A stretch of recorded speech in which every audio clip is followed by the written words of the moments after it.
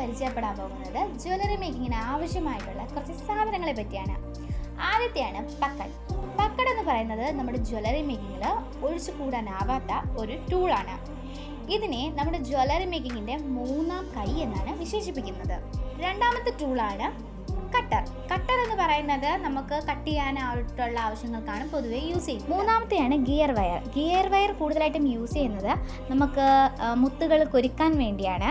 ശേഷം ഇപ്പോൾ കൂടുതലായിട്ട് കാണപ്പെടുന്ന ഇൻവിസിബിൾ ചെയിനിൽ ആ ഒരു ഇൻവിസിബിളായിട്ട് കാണപ്പെടുന്ന ആ ഒരു ലെയർ എന്ന് പറയുന്നത് നമ്മുടെ ഗിയർ വയറാണ്. ഗിയർ വയർ പൊതുവെ 2 കളറിൽ അവൈലബിൾ ആണ്. ഒന്ന് സിൽവറും മറ്റൊന്ന് ഗോൾഡും.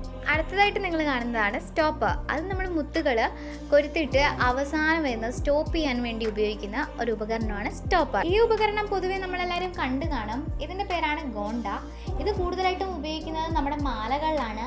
ആ മാലയിൽ നമുക്ക് ലെങ്ത് അഡ്ജസ്റ്റ് ചെയ്യാൻ വേണ്ടിയാണ് ഗോണ്ട പൊതുവെ ഉപയോഗിച്ച് വരുന്നത്. അടുത്തതായിട്ടുള്ളത് കൊളുത്താണ്. ഈ കൊളുത്തിൻ്റെ പേരാണ് എസ് കൊളുത്ത്. ഈ എസ് കൊളുത്ത് കൂടുതലായിട്ടും യൂസ് ചെയ്യുന്നത് ജെൻസ് ആണ്. സ്ത്രീകൾ പൊതുവെ യൂസ് ചെയ്യുന്ന കൊളുത്തിൻ്റെ പേരാണ് W കൊളുത്ത്.